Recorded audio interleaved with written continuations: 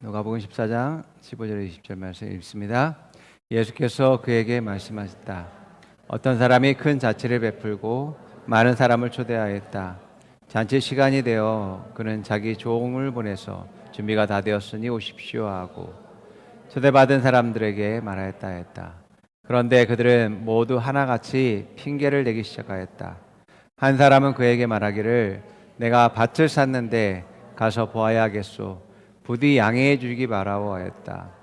다른 사람은 내가 겨릿소 5쌍을 샀는데 그것들을 실험하려 가는 길이요. 부디 양해해 주시기 바라오 하고 말하였다. 또 다른 사람은 내가 장가를 들어서 아내를 맞이하였소. 그러니 가지 못하겠소 하고 말하였다.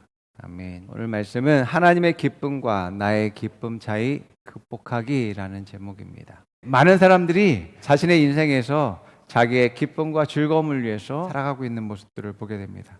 그래서 성공을 위해서 열심히 달려가고 있고 더 높은 지위를 향해서 또 노력하고 수고하는 그런 것들을 보게 되어집니다. 이러한 성공과 이러한 많은 부를 축적하는 것이 자기에게 즐거움을 줄 것이라고 많은 사람들이 생각하고 있습니다. 그런데 오늘 본문에 있는 말씀을 보게 되어지면 그렇지 않은 들을 보게 되어지고 특별히 우리가 본문 말씀을 통해서 하나님이 생각하는 기쁨과 사람들이 생각하는 그 기쁨이 차이가 많이 크다라는 것을 우리는 알 수 있습니다. 한 주인이 아주 큰 잔치를 열고서 많은 사람을 초청하게 되어집니다. 마태복음에서는 이 잔치가 주인의 아들의 결혼식이라고 말하고 있는 것을 보게 됩니다. 오늘 본문에 있는 누가복음에서는 주인이 아주 큰 연회, 자기의 기쁨과 즐거움을 다른 사람과 나누기 위한 축하 파티라고 하는 것들을 보게 됩니다. 자, 그런데 초청받은 사람들은 어떻습니까? 이런저런 일로 자신들이 바쁘다라고 이야기하면서 그 초청을 거절하게 되어지죠. 한 사람은 자기가 밭을 샀는데 밭에 나아가서 그것을 한번 점검해 봐야겠다라고 이야기합니다. 또 다른 한 사람은 5겨리의 소, 5쌍의 소입니다. 10마리의 소를 산 것이죠. 그래서 이 소를 샀기 때문에 테스트해 보겠다라고 하는 것입니다. 또 다른 한 사람은 이제 결혼하여서 아내를 맞이했기 때문에 가정에 충실한 남편의 모습을 보여야 하기 때문에 가지 못하겠다라고 합니다.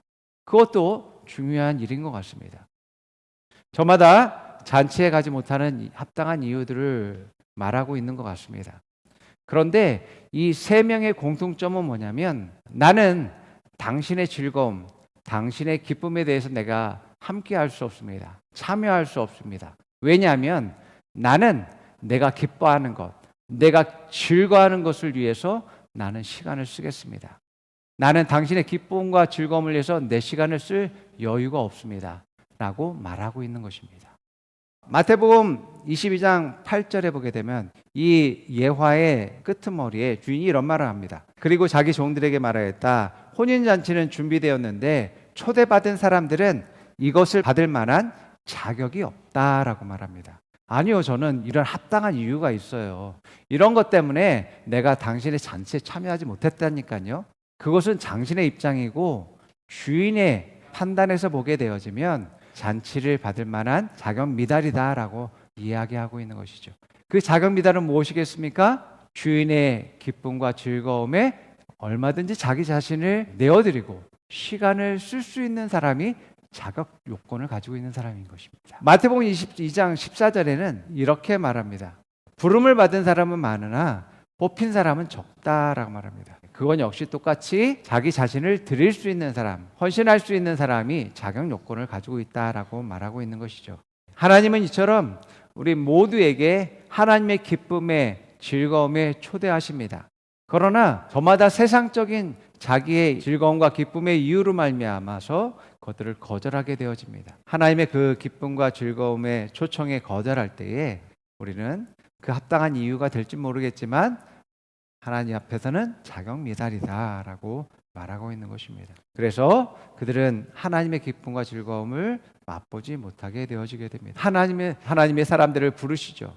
그러나 정말 하나님의 기쁨과 즐거움을 맛보는 사람은 하나님의 초청에 자기 시간을 할애하고 자기 자신을 드린 사람만이 그것을 받을 자격이 있게 되어지는 것입니다. 정말 많은 사람들이 하나님의 기쁨과 즐거움이 무엇인지 알지 못하고 있습니다.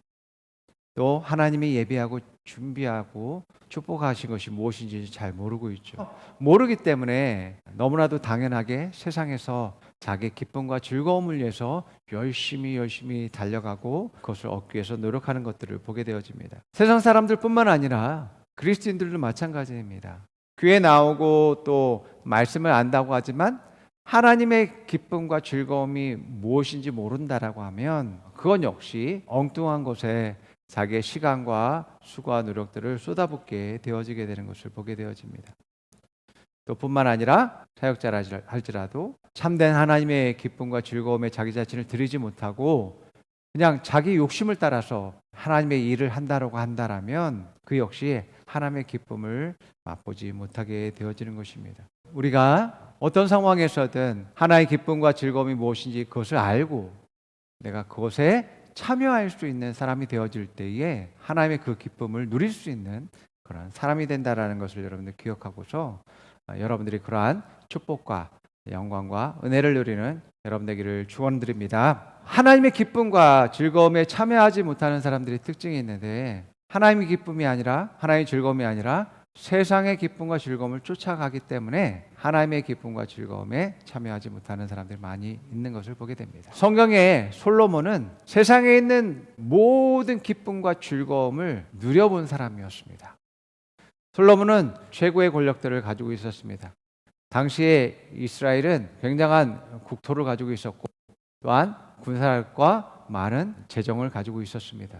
뿐만 아니라 솔로몬의 지혜를 듣고자 많은 나라의 왕들이 솔로몬을 스승으로 여기고 그 지혜를 얻고자 찾아오는 그러한 일들이 있었습니다. 그들이 찾아왔을 때 그냥 온 게 아니라 그 나라의 가장 좋은 것들을 솔로몬에게 바치는 일들을 했었습니다.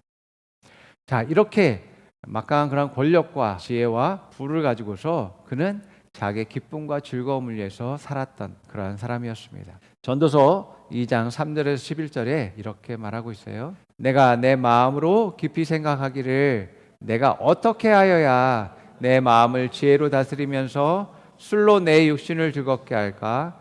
또 내가 어떻게 하여야 천하의 인생들이 그들의 인생을 살아가는 동안 어떤 것이 선한 것인지를 알아볼 때까지 내 어리석음에 꼭 붙잡아 둘까 하여.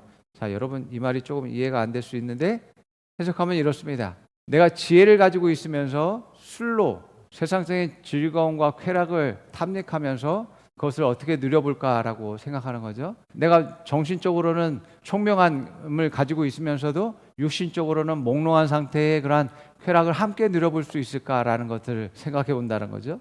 또 선한 일인지 내가 알아볼 때까지 어리석음을 꼭 붙잡아 두겠다. 내가 악한 것과 범죄한 것과 선을 넘는 것들을 하면서도 다 누려보고 이게 안 좋은 거구나 라는 것을 알아보는 양다리의 그러한 모습들을 가지고 있는 것들을 보게 됩니다. 자, 4절부터 다시 읽어드립니다. 내가 사업을 크게 하였느라 내가 나를 위하여 집들을 짓고 포도원을 일구며 여러 동산과 과원을 만들고 그 가운데에 각종 과실을 심었으며 나를 위하여 수목을 기르는 산림에 물을 주기 위하여 못들을 팠으며 남녀노비들을 사기도 하였고 나를 위하여 집에서 종들을 낳기도 하였으며 나보다 먼저 예루살렘에 있던 모든 자들보다 내가 소와 양떼의 소유를 더 많이 가졌으며 은, 금과 왕들이 소유한 보배와 여러 지방의 보배를 나를 위하여 쌓고 또 노래하는 남녀들과 인생들이 기뻐하는 처첩을 많이 두었노라. 내가 이같이 창성하여 나보다 먼저 예루살렘에 있던 모든 자들보다 더 창성하니 내 지혜도 내게 여전하도다. 무엇이든지 내 눈이 원하는 것을 내가 금하지 아니하였으며 무엇이든지 내 마음이 즐거워하는 것을 내가 막지 아니하였으니 이는 나의 모든 수고를 내 마음이 기뻐하였습니다. 이것이 나의 모든 수고로 말미암아 얻은 목이로다. 그 후에 내가 생각해 본즉 내 손으로 한 모든 일과 내가 수고한 모든 것이 다 헛되어 바람을 잡는 것이며 해 아래서 무익한 것이로다. 그 후에 내가 이것을 다 누려보고 다 해보았어요. 그 후에 내가 생각해 보니까 내가 모든 수고와 노력과 땀을 한 것 이것이 다 헛되고 바람을 잡는 것이었다라고 말하면서 무익한 것이었다라고 말합니다. 솔로몬은 음주 가물을 즐겼습니다. 좋은 포도주를 얻기 위해서 포도나무를 심고 최고의 와인을 생산하기 위해서 최고의 포도를 생산해야 됐죠. 그래서 좋은 물들을 끌어다가 못 만들고서 포도를 수확하게 되어집니다. 또 그 술과 함께 자기를 위해서 노래하는 사람들을 채용했습니다. 자기의 즐거움과 쾌락을 위해서 이러한 기연주자와 노래하는 사람들을 채용해서 즐겼다라고 이야기하고 있습니다. 그가 7년 동안 성전을 지었지만 자기 집을 위해서는 무려 14년 동안 2배나 되는 그런 기간 동안 왕궁을 짓도록 했습니다. 여러분, 그만한 집이 왜 필요했겠어요? 처와 첩이 무려 1000명이나 됩니다. 그들을 통해서 낳은 자녀들과 그들의 하녀들과 종들을 위해서 같이 살아야 하기 때문에 5000명 이상이 함께 기거할 수 있는 그러한 집을 만들기 위해서 무려 14년이나 걸리는 그러한 어마어마한 저택을 짓게 되어집니다. 자기의 즐거움을 위해서 더욱더 화려하게 지었을 것입니다. 그는 하나님의 복을 주어서 하는 일마다 잘 되어서 소와 양떼와 가축들이 정말 셀 수 없이 많았습니다. 그가 가지고 있는 부유함이 엄청났는데 은금이 너무나 많아서 은은 쓰지도 않았대요. 그래서 무엇이든지 자기가 원하는 것은 다 하고 다 이루고 다 얻었다라고 이야기합니다. 그의 지혜와 권력과 또 군대는 그로 하여금 많은 것들을 얻고 누릴 수 있도록 했다라는 것을 보게 되어집니다. 이러한 모든 것을 누려본 솔로몬이 다 해보고 난 뒤에 모든 것이 헛되다라고 이야기하고 있습니다. 왜 그러냐면 그러한 즐거움과 기쁨이 일시적이기 때문에 그렇습니다. 여러분들이 휴대폰을 사면 그 즐거움이 얼마나 갑니까? 여러분들이 정말 소망하고 바라왔었던 것이라 할지라도 그것을 여러분들이 막상 갖고 나면 그 즐거움과 기쁨이 얼마나 갑니까? 집을 사든 자동차를 사든 마찬가지입니다.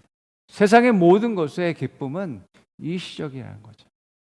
뿐만 아니라 세상이 주는 그 기쁨은 영원히 기뻐할 수가 없어요. 여러분이 어떤 코미디언이 여러분들을 웃겼다 할지라도 여러분의 웃음은 얼마 가지 못합니다. 그래서 세상의 기쁨과 즐거움이라는 것은 일시적일 수밖에 없고 또 그것을 얻었다 할지라도 만족함이 없음을 보게 되어집니다. 우리가 진짜 기쁨과 즐거움을 발견하면 세상의 기쁨과 즐거움은 잠시이고 허무하다라는 것을 알게 되어집니다. 사람들은 자기의 기쁨과 즐거움이 사라지는 것을 두려워합니다. 그래서 그것을 붙잡고자 수고하고 노력하고 있는 것을 보게 되어지죠. 그런데 그 즐거움도 잠시이고 더 많은 외로움과 슬픔과 아픔들이 더욱더 그 사람을 힘들게 하는 것들을 보게 되어집니다. 그래서 하나님의 기쁨과 나의 기쁨은 차이가 있다는 걸 우리는 깨달아야지만 됩니다.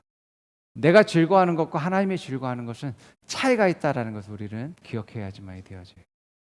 하나님은 무엇을 기뻐하고 무엇을 즐거워할까요? 하나님은 하나님의 자녀가 생명을 얻고 더 풍성히 얻으며 더욱더 하나님의 생명을 가지고서 성장하는 것을 기뻐하시는 것을 보게 되어집니다. 자녀가 아버지의 생명을 가지고서 더욱더 아버지가 원하고 뜻하시는 일들을 그것들을 이루는 그런 모습들을 볼 때 아버지가 흡족하고 그것을 기뻐하죠. 그래서 예수님이 땅 가운데서 하신 많은 일들은 이러한 아버지의 기쁨을 위해서 일하셨다라고 말씀하고 있는 것을 보게 돼요. 요한복음 8장 29절에서 이렇게 말합니다. 나를 보내신 분이 나와 함께 하신다. 그분은 나를 혼자 버려두지 않으신다. 그것은 내가 언제나 아버지께서 기뻐하시는 일을 하기 때문이다. 예수님은 언제나 아버지가 기뻐하는 일을 했다라고 말합니다.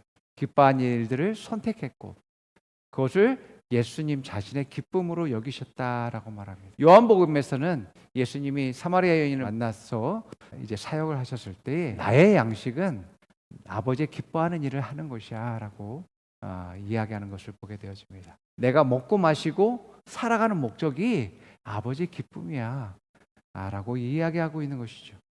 그래서 예수님은 언제나 아버지가 기뻐하는 일을 선택하시고 그것을 이루는 것을 좋아하셨다라고 말씀하고 있음을 보게 되어집니다.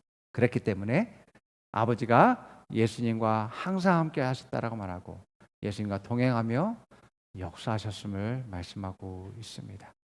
그래서 내가 하나님의 기쁨을 갖기 위해서는 여러분들이 먼저 하나님을 사랑하실 수 있으셔야지만이 되어집니다. 하나님을 사랑하면 자연스럽게 내가 하나님을 사랑하기 때문에 하나님이 기뻐하고 즐거워하는 일을 해야겠다라는 마음들을 갖게 되어집니다. 사랑하는 사람은 사랑하는 사람의 기쁨을 선택합니다. 이것이 사랑하는 사람의 모습입니다. 하나님의 기쁨과 즐거움에 참여하는 것은 하나님의 말씀과 뜻대로 사는 삶을 또한 의미하기도 합니다. 하나님의 기쁨과 즐거움이야말로 참된 가치를 가지고 있고 또 영원한 기쁨과 즐거움을 우리에게 준다라는 것을 우리는 기억해 볼 필요가 있습니다. 하나님은 세상적인 그러한 기쁨과 즐거움을 위해서 시간을 쓰지 않으시는 분이십니다. 우리는 하나님의 자녀로서 또 하나님의 그러한 뜻과 계획을 이루는 사람으로서 또 하나님의 그러한 기쁨에 참여하는 사람으로서 하나님의 기쁨을 갖고 또 추구할 수 있는 여러분들이 되기를 축복합니다. 그러기 위해선 여러분들이 하나님의 그런 말씀과 뜻대로 하게 될 때에 하나님의 기쁨이 무엇인지 알게 됩니다. 하나님의 즐거움이 무엇인지 알게 되어집니다. 우리가 달란트 비유에서 보게 되어지면 주인이 5달란트와 2달란트와 1달란트를 이 세 종에게 나눠주게 되어집니다. 그런데 5달란트와 2달란트 받은 사람은 가서 주인의 명령대로 장사해야서 5달란트와 2달란트를 또다시 결실들을 얻게 되어지고 주인에 가서 드리게 되어집니다. 주인이 뭐라고 말하냐면 나의 기쁨에 참여하라 라고 말합니다. 마태복음 25장 21절 13절 둘 다 5달란트와 2달란트 받은 사람에게 주인이 말한 것입니다. 읽어보겠습니다. 그의 주인이 그에게 이르되 잘하였도다 선하고 진실한 종아 내가 적은 일에 신실하였은즉 내가 너를 많은 것을 다스리는 치리자로 삼으리니 너는 내 주인의 기쁨에 참여하라 하니라. 또 23절 그의 주인이 그에게 이르되 잘하였도다 선하고 신실한 종아 내가 적은 일에 신실하였은즉 내가 너를 많은 것을 다스리어 치리자로 삼으리니 너는 내 주인의 기쁨에 참여하라 하니라. 두 사람 모두 다 주인의 기쁨에 참여한 사람이 되어진 것들을 보게 되어집니다. 이처럼 하나님이 말씀하시고 계획하시고 명령하신 것은 하나님의 기쁨과 하나님의 영광을 위해서 말씀하신 것임을 보게 되어집니다. 여러분들이 하나님의 기쁨과 즐거움에 참여하기 위해선 하나님이 부르시고 뜻하신 것들을 할 때에 하나님의 기쁨이 여러분 안에 있게 되어집니다. 5달란트를 가지고서 장사한 사람이 5달란트를 얻게 되어지고 2달란트를 받은 사람이 장사해서 2달란트를 얻게 되어집니다. 그 결실로서도 기쁨과 즐거움이 있지만 주인의 잔치에 참여할 수 있는 사람이 되어지게 되어집니다. 하나님은 그 결실을 얻는 것도 하나님의 기쁨이 될 수 있겠지만 무엇보다도 하나님의 기쁨과 즐거움은 하나님의 말씀에 믿음을 선택한 사람의 태도를 하나님이 기뻐하고 즐거워하십니다. 하나님이 말씀하셨는데 그 말씀대로 믿음으로 반응해서 그것들을 했을 때 또 그 결실들을 가지고 하나님께 감사를 드릴 때 하나님은 더 기쁜 마음들을 가지고 계시다라고 하는 것입니다. 그러면서 그에게 초청하죠. 충성된 종아 나의 기쁨에 참여할지어다 라고 이야기하는 것을 보게 됩니다. 그래서 믿음을 가진 사람들은 영광에서 영광으로 나아가게 되는 것이죠. 믿음이 없는 사람은 있는 것도 빼앗기는 일들이 일어나게 되어지죠. 믿음이 없기 때문에 그렇습니다. 이것이 하나님 나라의 영적인 원리다라고 말씀하고 있습니다. 하나님은 또한 어떤 기쁨을 가지고 있냐면 하나님이 사랑하는 사람을 사랑하는 것을 하나님 또한 기뻐하신다라는 것을 우리는 알아야지만 되어집니다. 다른 사람을 사랑할수록 내가 더 하나님의 사랑을 받고 또 하나님의 그 사랑이 얼마나 큰지도 알게 된다라는 것을 우리가 깨닫게 되어집니다. 신약 시대의 바리새인과 서기관들은 하나님을 사랑한다고 그들은 얘기하고 있고 또 하나님의 사랑이 무엇인지에 대해서 말하고 있습니다. 그러나 그들은 진짜 하나님의 사랑을 실천할 수 없었던 그런 사람이었습니다. 하나님을 진짜 사랑하지 못했습니다. 왜냐하면 하나님의 본체이고 또 하나님의 사랑을 이 땅 가운데 나타낸 그런 예수님을 사랑하지 못했습니다. 뿐만 아니라 그들은 자기를 더욱더 사랑해서 가난하고 병들고 연약한 사람들을 압제하는 그러한 일들을 했던 것들을 보게 되어집니다. 예수님이 하나님의 사랑을 나타내고 사람들을 치유하고 회복하고 하나님의 사랑을 가르치자 많은 사람들이 몰려들었습니다. 이것을 본 서기관과 바리새인들과 제사장과 종교인들은 예수님을 시기하고 질투하죠. 이것은 잘못된 사랑으로 그들이 나타나게 되는 것을 보게 됩니다. 이러한 잘못된 사랑이 예수님을 십자가에 못 박아 죽이게 되는 것을 보게 됩니다. 이것이 하나님의 사랑과 육신적인 세상적인 사랑을 추구하는 사람들의 차이입니다. 왜 이들은 하나님을 사랑한다고 하면서 하나님이 기뻐하고 즐거워하는 것을 같이 기뻐하지 못했을까? 왜 다를까라고 우리가 생각해 본다면 그들은 잘못된 사랑을 가지고 있었음을 우리는 알게 되어집니다. 내 안에 시기와 질투가 있다면 잘못된 사랑을 하고 있구나라는 것을 깨달아야지만 되어집니다. 그것을 합리화하거나 또 당연하다라고 생각한다면 그것은 잘못된 판단입니다. 시기와 질투는 하나님의 온전한 사랑이 아닙니다. 누가복음 15장 22절에서 32절에 보게 되면 우리가 잘 알고 있는 탕자의 비유가 나오는데 한번 읽어보겠습니다. 그러나 아버지는 종들에게 말하였다. 어서 가상 좋은 옷을 꺼내서 그에게 입히고 손에 반지를 끼우고 발에 신을 신겨라. 그리고 살찐 송아지를 끌어다니다가 잡아라. 우리가 먹고 즐기자. 나의 이 아들은 죽었다가 살아났고 내가 잃었다가 되찾았다. 그래서 그들은 잔치를 벌였다. 그런데 큰아들이 밭에 있다가 돌아오는데 집에 가까이 이르렀을 때 음악 소리와 춤 추며 노는 소리가 듣고 종 하나를 불러서 무슨 일인지 물어보았다. 종이 그에게 말하였다. 아우님이 집에 돌아왔습니다. 건강한 몸으로 돌아온 것을 반겨서 주인 어른께서 살찐 송아지를 잡으셨습니다. 큰아들은 화가 나서 집으로 돌아가려고 하지 않았다. 아버지가 나와서 그 애를 달렸다. 그러나 그는 아버지에게 대답하였다. 나는 이렇게 여러 애를 두고 아버지를 섬기고 있고 아버지의 명령을 한 번도 어긴 일이 없는데 나에게는 친구들과 함께 즐기라고 염소 새끼 한 마리도 주신 일이 없습니다. 그런데 창녀들과 어울려서 아버지의 재산을 다 삼켜버린 이 아들이 오니까 그를 위해서는 살찐 송아지를 잡으셨습니다. 아버지가 그에게 말하였다. 얘야, 너는 늘 나와 함께 있으니 내가 가진 모든 것은 다 내 것이다. 그런데 너의 이 아우는 죽었다가 살아났고 내가 잃었다가 되찾았으니 즐기며 기뻐하는 것이 마땅하다. 아멘. 아버지의 기쁨과 큰아들의 기쁨은 다르다라는 것을 우리는 여기서 보게 되죠. 큰아들은 성실하게 아버지의 일들을 해왔던 아들입니다. 한 번도 불평을 하지 않았을 수도 있을 수 있겠죠.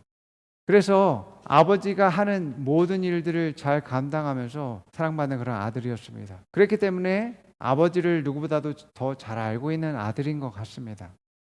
동생처럼 아버지의 재산을 탐하지도 않았고 또 아버지의 그런 명령을 어긴 적도 한 번도 없는 그러한 착한 아들이었습니다. 그런데 이 큰아들이 재산을 날려버린 자기 동생을 위해서 아버지가 잔치를 벌이자 못마땅해 합니다. 자기를 위해서 아버지가 잔치를 벌인 적도 없고 또 무엇을 준 것도 없는 것처럼 여겨졌기 때문에 그렇습니다. 그래서 시기와 질투가 그 안에 솟아오르는 것을 느끼게 되어지죠. 이것은 아버지의 사랑을 잘 모르기 때문에 그렇습니다. 아버지는 죽었다고 생각한 아들을 다시 찾았고 또 이 아들을 다시 얻었기 때문에 그 기쁨에 즐거워서 이제 모든 사람과 그 기쁨을 나누기 원했다라는 것입니다. 이것이 아버지의 그런 사랑이고 기쁨입니다. 하나님의 기쁨과 즐거움에 참여하기 위해선 아버지의 이러한 마음을 알아야지만 되어집니다. 아버지가 이렇게 말했어요. 너의 이 아우는 죽었다가 살아났고 내가 잃었다가 되찾았어. 그렇기 때문에 우리가 즐거워하고 기뻐하는 것이 마땅하다. 당연해. 라고 말하고 있는 것입니다. 네가 내 기쁨에 참여하는 자가 아니니 우리 함께 즐기자라고 말하고 있습니다. 아버지가 큰아들을 사랑하지 않는 게 아닙니다. 다른 사람을 축복했다라고 해서 다른 사람을 잘되게 했다고 해서 여러분들을 사랑하지 않는 게 아닙니다. 여러분 속 좁게 생각하지 마시기 바랍니다. 아버지가 이야기합니다. 너는 늘 나와 함께하고 있지 않니? 내가 너의 전부라고 네가 고백했잖아. 나만 있어도 된다고 얘기했잖아. 내가 가진 모든 것은 다 네 거잖아. 너에게 무엇이 더 필요하겠니? 네가 누리고 싶으면 누리면 되지 않니? 다른 사람 쉬게 할 필요 없어. 너에게 주는 축복이 또 따로 있을 뿐만 아니라 네가 얼마든지 그것들을 누릴 수 있어라고 이야기합니다. 우리가 사랑하면 사랑할수록 더 아버지의 사랑받는 자녀가 되고 축복을 누릴 수 있는 사람이 되어지는 것입니다. 아버지의 사랑이 어떠한지 여러분들이 더욱더 깨닫고 그 사랑 안에서 아버지의 기쁨과 즐거움에 참여할 수 있는 여러분들에게 축복합니다. 예, 다른 사람이 잘 되는 것을 축복하시고 같이 즐거워하십시오. 그것이 당연한 모습인 것이고 당연한 태도인 것이고 그것이 더 축복받는 자세와 모습인 것입니다. 여러분, 세상 사람들이 기뻐하고 즐거워하는 것과 그리스도인과 하나님이 기뻐하고 즐거워하는 건 다릅니다. 그렇기 때문에 추구하는 바가 다르고 또 가는 길이 다를 수밖에 없는 것입니다. 어린아이가 기뻐하는 것, 어른이 기뻐하는 것 다르고 차이가 있습니다. 그와 마찬가지로 하나님이 기뻐하시는 것이 다르기 때문에 하나님이 기뻐하고 즐거움에 참여하는 여러분들이 되면 될수록 더 세상의 기쁨과는 멀어지게 되어지게 되고 더욱더 여러분들이 더 가치 있는 기쁨과 즐거움을 누리고 추구하는 사람들이 되어집니다. 특별히 하나님은 그 무엇보다도 여러분을, 나를 기뻐하신다라는 것을 기억하시기 바랍니다. 하나님은 나를 기뻐하시기 때문에 내가 하나님의 기쁨과 즐거움에 참여할수록 하나님은 더욱더 나를 기뻐하시고 사랑하는 그런 마음을 가지고 계시는 것을 보게 되어집니다. 여러분들이 하나님을 사랑할수록 하나님이 더 기쁨과 즐거움을 위해서 살게 되어지고 더욱더 하나님의 그 기쁨과 즐거움이 더욱더 가득하여서 풍성히 누리는 그런 삶으로 바뀌게 되어질 것이고 여러분들이 하나님의 기쁨과 즐거움에 참여하면 참여할수록 여러분들의 미소가 떠나지 않게 될 것이고 즐거움이 떠나지 않게 될 것입니다. 여러분 말 가운데는 희망과 소망이 넘쳐나게 될 것이고 다른 사람을 향해서 위로와 또 치유가 넘쳐날 것이고 또 용기를 주고 또 세워주는 일들을 하게 될 것입니다. 여러분 어떤 상황에서든 기쁨과 즐거움을 선택하시고 더욱더 소망과 또 영광이 넘치는 여러분 되기를 축원드립니다. 함께 우리 고백해 봅니다. 하나님은 나의 기쁨입니다. 하나님 나의 영광입니다. 하나님 나의 즐거움입니다. 나는 말씀의 믿음으로 반응합니다. 나는 말씀의 충성으로 행합니다. 나는 말씀의 결과인 기쁨을 거둡니다. 자, 옆 사람이 말해봅니다. 당신은 하나님의 기쁨입니다. 당신은 하나님의 즐거움입니다. 아버지의 기쁨을 가지십시오. 아버지의 즐거움을 가지십시오. 하나님 당신을 사랑합니다. 하나님 당신을 너무너무 사랑합니다. 당신을 축복합니다. 기도하겠습니다.